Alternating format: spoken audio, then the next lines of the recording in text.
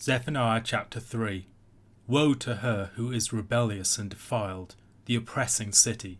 She listens to no voice, she accepts no correction. She does not trust in the Lord, she does not draw near to her God. Her officials within her are roaring lions, her judges are evening wolves that leave nothing till the morning. Her prophets are fickle, treacherous men, her priests profane what is holy, they do violence to the law.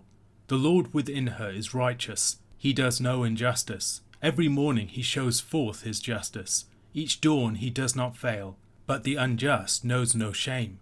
I have cut off nations, their battlements are in ruins. I have laid waste their streets, so that no one walks in them. Their cities have been made desolate, without a man, without an inhabitant.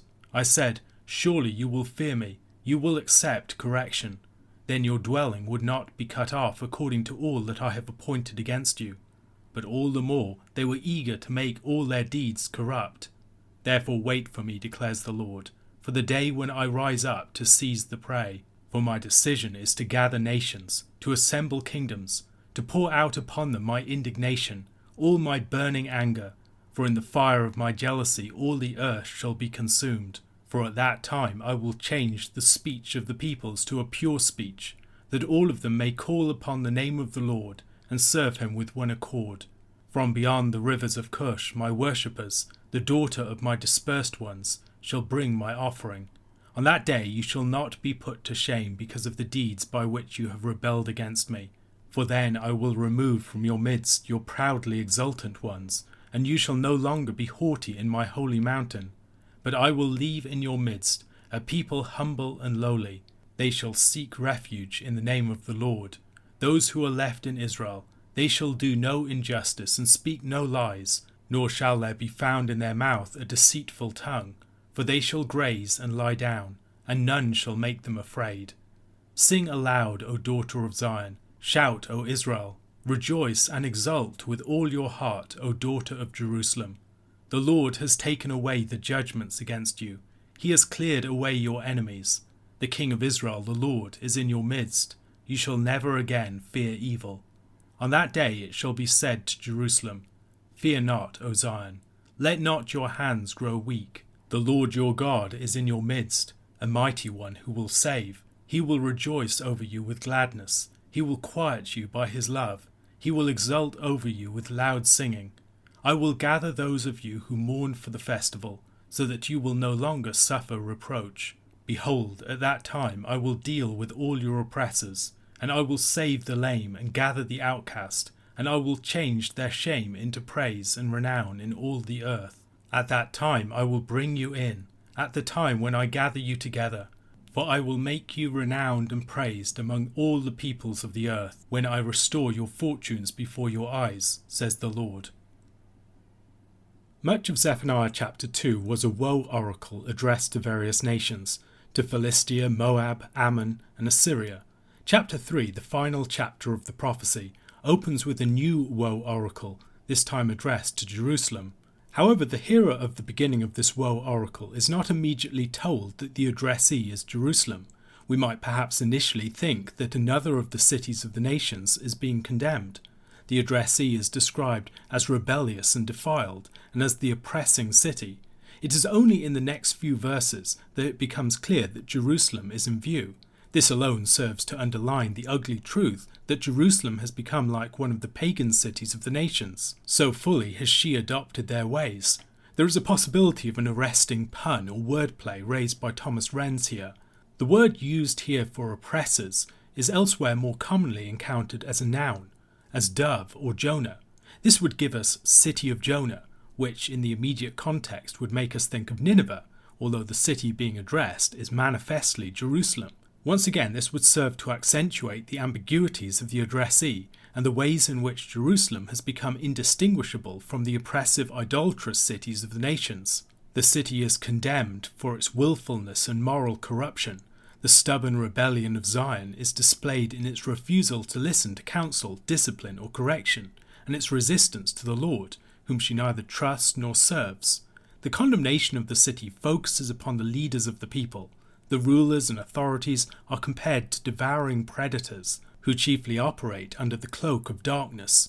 Jerusalem's officials are similarly creatures of violence, who rather than guarding the people, prey upon the vulnerable. From the civil authorities, Zephaniah turns to the religious authorities. Prophets are supposed to be faithful messengers of the Lord, but have become untrustworthy and unreliable deceivers. Priests are supposed to be guardians of the holy and upholders of the law. However, they profane what is holy, treating the things of God with little concern and doing violence to the law. In sharpest contrast to the injustice of the authorities, the Lord, who dwells in the midst of Jerusalem, is unwaveringly righteous and just, the light of his truth as dependable as the dawn. The shamelessness of the sinful leaders of Jerusalem is seen more fully against the foil of the Lord's righteousness and truth. The period running up to the destruction of Jerusalem was one during which the whole face of the region was dramatically transformed. From the high watermark of the power of the Neo-Assyrian Empire with the overthrow of Thebes, to the fall of Nineveh and Haran and the Battle of Carchemish, the great powers of the region were dramatically changed. In all of this, the hand of the Lord had been at work, fulfilling his word, bringing great nations low and raising up new powers in their place. Verse 6 describes the desolation and devastation left in the wake of this, the destruction of cities, their walls and their citadels, the desolation of their now empty streets, and the depopulation of places that were once full of people. Of course, this was not the first time that the Lord had done this. The pages of Israel's histories were littered with accounts of the humbling and destruction of once proud powers. Reflecting upon current events and the events of the last few decades, in addition to the accounts of their longer-term history, Israel should have recognized the hand of the Lord and humbled itself before him. Each new reversal in the region was another warning to Jerusalem that its time would also come very soon. However, rather than heed the warnings, at each warning Jerusalem had merely become more brazen in its sin, hardening its heart. In verse 8, the Lord announces that his judgment is about to come. As in places like the book of Jeremiah, the judgment is described as a universal judgment about to fall upon all of the nations, notably including Judah. The whole earth will be consumed by it, even Babylon when its time comes. We might expect an elaboration upon the destruction that the Lord will effect, yet in the verses that follow we are surprised by a prophecy of salvation. While the nations were in rebellion against the Lord, as Judah also was, the Lord is not merely going to bring them down as he has declared. On the other side of judgment, he is going to effect transformation. In Genesis chapter 11, the nation's speech had been confused at Babel. The people had been all of one lip and one speech, but the unity of the people was used for the hubristic project of the building of the tower and city of Babel, designed to set up their dominion against the Lord's. The Lord here promises a sort of reversal of Babel, not merely in frustrating the Babelic projects of Assyria and Babylon, two nations associated with Nimrod and the original empire of Babel, but in accomplishing a true unity of the nations in the place of their false unity. The Lord is going to transform the lip of the peoples to a pure lip, one manifested in united worship of the Lord. It is not entirely clear where the Cush of verse 10 is located, whether it is Mesopotamian or the Nubian Empire. It is most likely that it is the latter though, and the arrival of worshippers from such a great distance, from the very ends of the known world, would be an indication of the extent of the worship of the Lord and the way that it would spread over all of the lands. The daughter of my dispersed ones might be a reference to the exiles of Judah. Perhaps the image is of the nations coming to Jerusalem, not now to make Jerusalem a sacrifice, as in chapter 1, but to bring Israelites once exiled as tribute to the Lord. In that time, the character of Jerusalem would be transformed. The once proud and rebellious city, humbled on account of its iniquity, would now be freed of its shame and populated no longer by the haughty, but by a humble and lowly people, a godly remnant that would seek the Lord and find security in him as their shepherd. In contrast to the current rulers of Jerusalem, they would not be corrupt or unjust, and as the Lord promises concerning the nations, their tongues would also be changed, their now truthful speech corresponding to the pure lip that the nations would be given. After the judgment and their restoration, Jerusalem and Israel will have reason for celebration and rejoicing. The slate will have been cleaned, the sentence concluded, the enemies removed. The Lord will once again be in the midst of his people as their true and mighty King, giving them security, safety and strength, releasing them from the tyranny of fear. Not only will Jerusalem be rejoicing in the Lord, however, the Lord will be rejoicing over Jerusalem. We encounter similar imagery in Isaiah chapter 65 verses 18 and 19. But be glad and rejoice forever in that which I create. For behold, I create Jerusalem to be a joy, and her people to be a gladness. I will rejoice in Jerusalem, and be glad in my people. No more shall be heard in it the sound of weeping and the cry of distress. The meaning of the expression the ESV translates as, "He will quiet you by his love," is variously understood. Some take it as the ESV translates it, as a reference to the Lord's soothing of his people. Fanny Snyman takes it to refer to the Lord's refraining from reacting in judgment to his people. Renz takes it to refer to the Lord's joy in the silent contemplation of his people, not merely in the exuberance of loud song. Verse 18 is extremely difficult to translate and to understand, leading Adele Berlin to call it unintelligible. However, as Snyman argues, in context the general meaning seems to be fairly apparent. There will no longer be cause for sorrow at the festivals. As the Lord has saved the people and raised them up, they will no longer suffer the reproach of the nations. Indeed, as the following verses declare, for Jerusalem's former shame will be given glorious renown and praise, as their fortunes are reversed and their reputation exalted. A question to consider: how might this chapter be seen as a fulfillment of the Lord's purpose in calling Abraham? Matthew chapter 13, verses 44 to 58. The kingdom of heaven is like treasure hidden in a field, which a man found and covered up. Then in his joy he goes and sells all that he has, and buys that field. Again, the kingdom of heaven is like a merchant in search of fine pearls, who on finding one pearl of great value, went and sold all that he had, and bought it. Again, the kingdom of heaven is like a net that was thrown into the sea and gathered fish of every kind.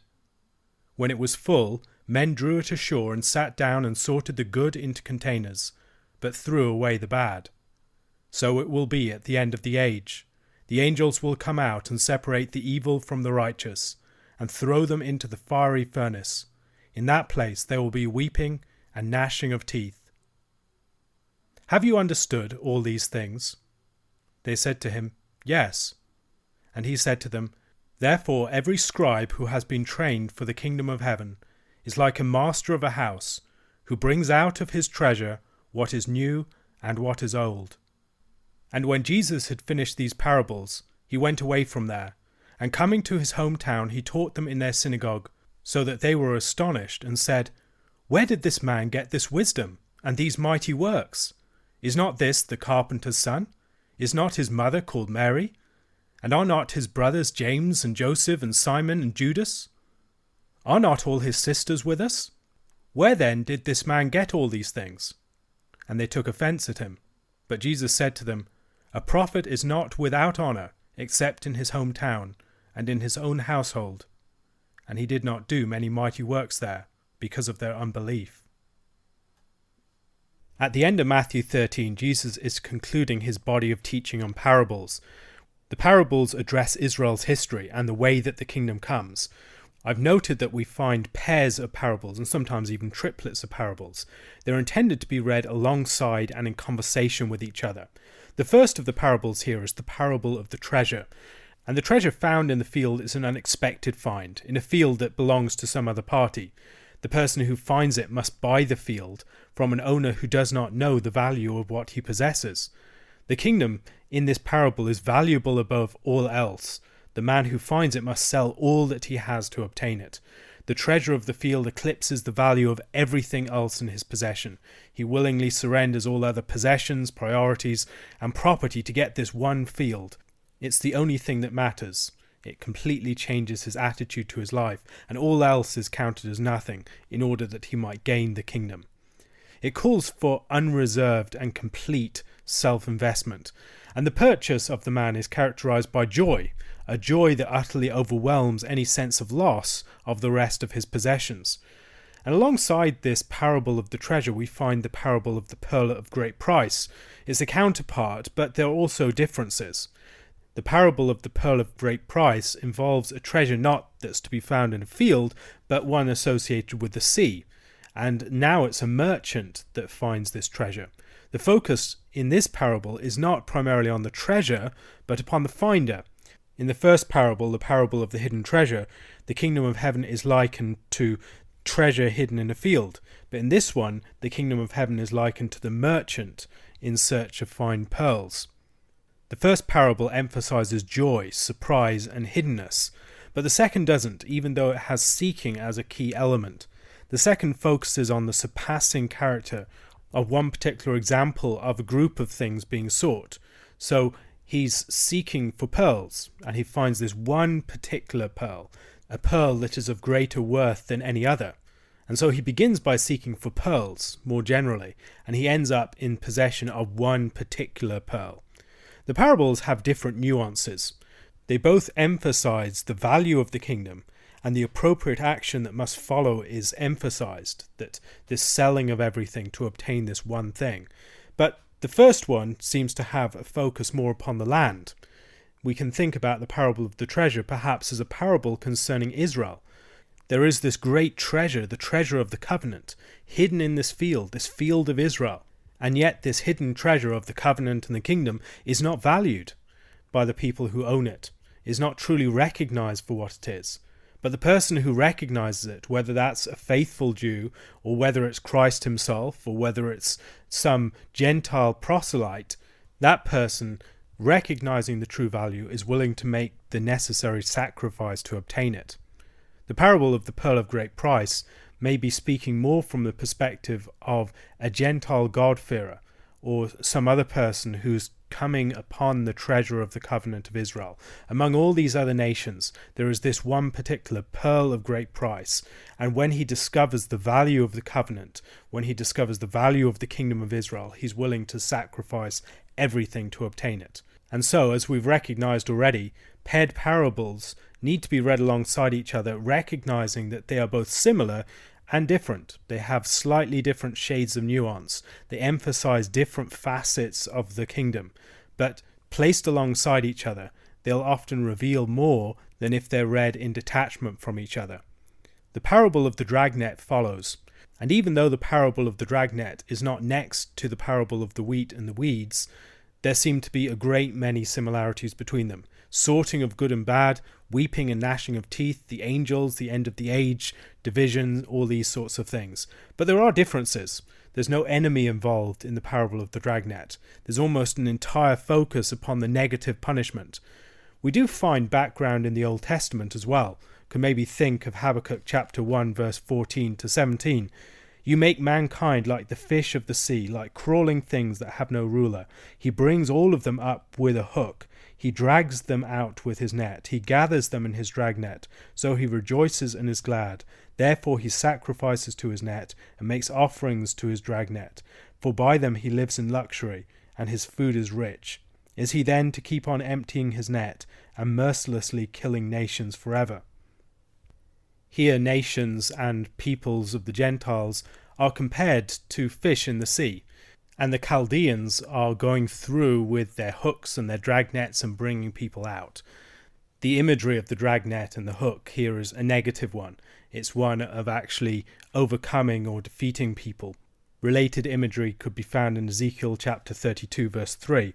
Thus says the Lord God, I will throw my net over you with a host of many peoples, and they will haul you up in my dragnet.